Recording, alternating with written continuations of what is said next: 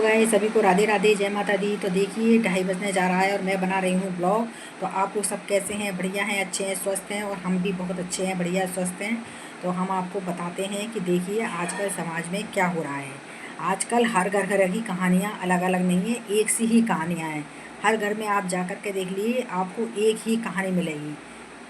जिस घर में ननद होगी तो वो भाभी को रहना दुश्वार कर देगी। उनके घर में भाभी कभी भी सुखी नहीं रह सकती। और अगर जिस घर में ननद नहीं है तो उस घर में सास चैन नहीं लेने देती है। तो इतना परेशान कर रखा है सास और ननदों ने, बहुओं को जीना हराम कर रखा है। बेचारी दूसरे घर की है, अभी छोटी छोटी नादान है, उनकी बुद्धि है।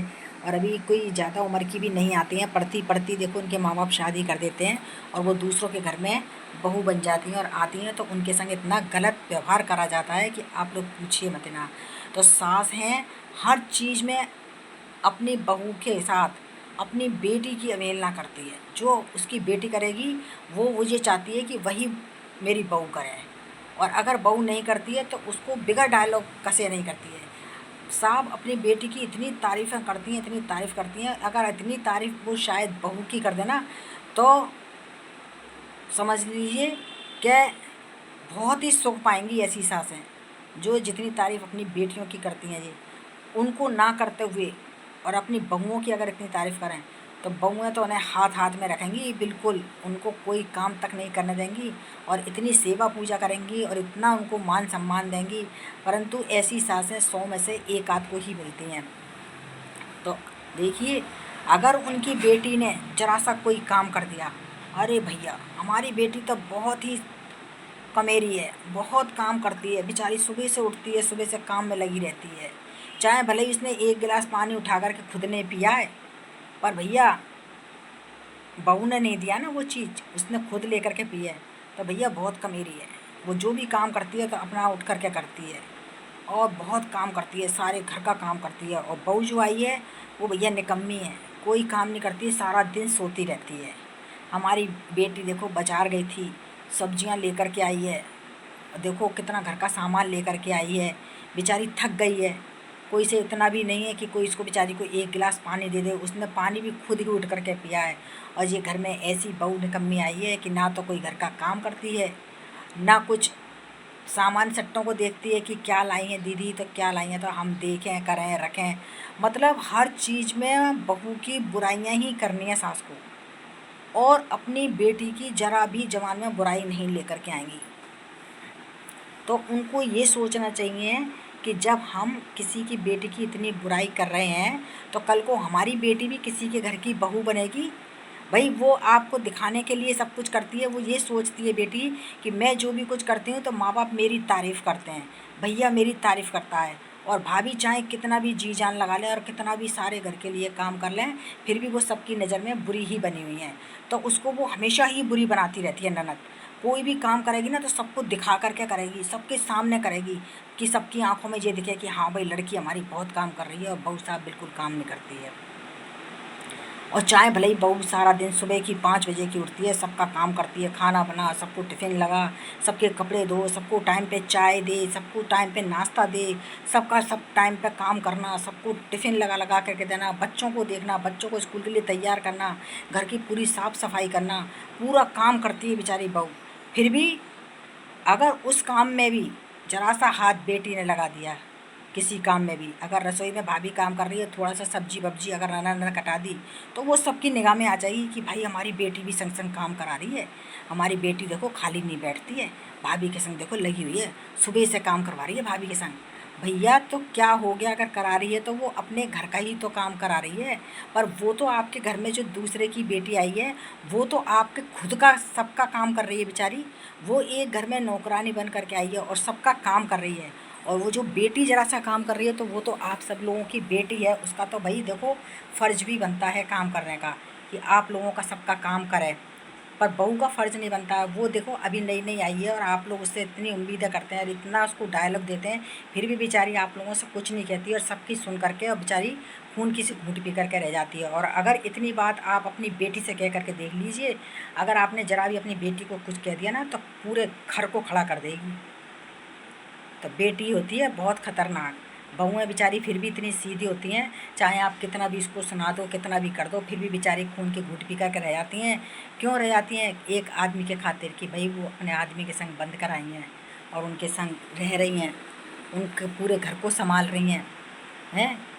तो अपनी इज्जत बना कर के रहती हैं कि भाई अगर हम कुछ गलत कर जाएंगे, कुछ कर जाएंगे, तो हमारे पीछे से माँ बाप को डायलॉग देंगे कि तेरे माँ बाप ने क्या संस्कार दिए हैं, तेरे माँ बाप ने क्या सिखाया है।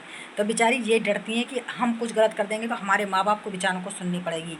इस वजह से वो आप लोगों की सुन करके और चुप रह जाती हैं। और एक बहू इतनी अच्छी होती हैं, जो संस्कारी बहू होती हैं वो इतनी अच्छी होती हैं कि ससुराल में आप चाहे कितना भी बुरा कहते रहिए, चाहे कितना भी उनको सुनाते रहिए, मजाल है वो अपने माँ बाप तक खबर पहुँचा दे बेचारी।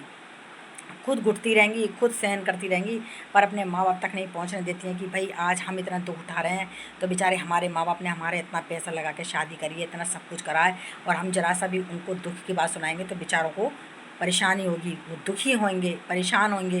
तो इसलिए बेचारी खुद घुट घुट के रह लेती है, लेकिन माँ बाप तक खबर नहीं पहुँचाती है। तो इसको कहते हैं समझदार, पढ़ी लिखी और संस्कारी बहू।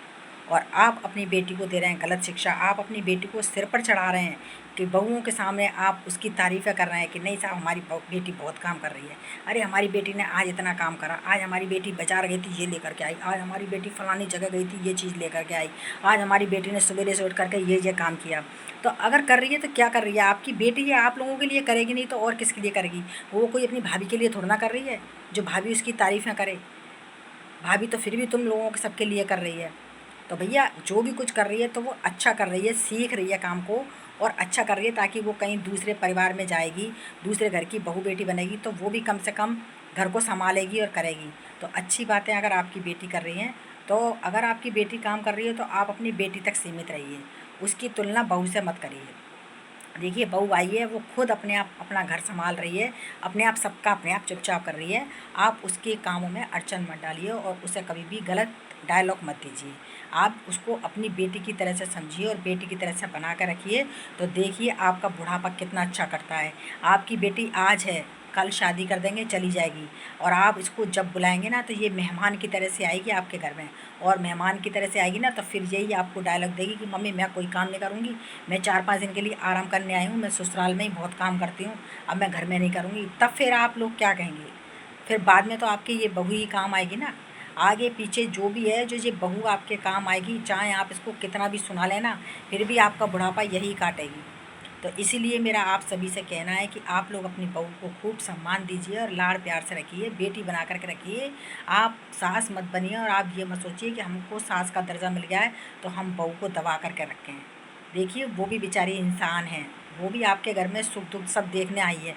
तो आप उसको लाड़ प्यार दीजिए, आपसे जितना लाड़ प्यार दिया जाए आप उसको ज़्यादा से ज़्यादा लाड़ प्यार दीजिए और अपनी बेटी बना करके रखिए और उसे प्यार से रखिए। उसको ये मत एहसास होने दीजिए कि वो भी अपने माँ बाप भाई बहन को छोड़ कर के आई है। इतना प्यार दीजिए कि वो आपके प्यार में इतनी घुल मिल जाए कि वो अपने खुद स्वयं अपने माँ बाप को और भाइयों को भूल जाए, ताकि वो भी अपने माँ बाप से कह सके कि नहीं मम्मी पापा आपसे भी ज़्यादा हमारे सास ससुर हमें प्यार करते हैं, हमें हाथ हाथ में रखते हैं। तो कम से कम आप उसको इस लायक बनाइए ताकि वो आप लोगों की तारीफ़ करें। इस लायक मत बनिए कि आप हमेशा उसके पीछे लगे रहते हैं और उसकी बुराइयां करते हैं और उसको बिल्कुल झुका करके रखते हैं। तो ऐसा मत करिए, आप उसको ऐसा बना करके रखिए कि वो खुद आप लोगों की तारीफ़ करें। जब ही इसी में है समझदारी। तो मेरी वीडियो जो भी लोग देख रहे हों, जो भी लोग समझ रहे हों और जिसको अच्छी लग रही हो, तो प्लीज़ आप लोग ज़्यादा से ज़्यादा लाइक कमेंट शेयर ज़रूर करना और कमेंट्स में ज़रूर बताना कि आप लोगों को कहाँ तक अच्छी लगी मेरी वीडियो। और जिन्होंने सब्सक्राइब नहीं करा है तो प्लीज़ एक एक सब्सक्राइब भी ज़रूर कर लेना। तो सभी को मेरी तरफ से राधे राधे, जय माता दी, जय श्री कृष्ण।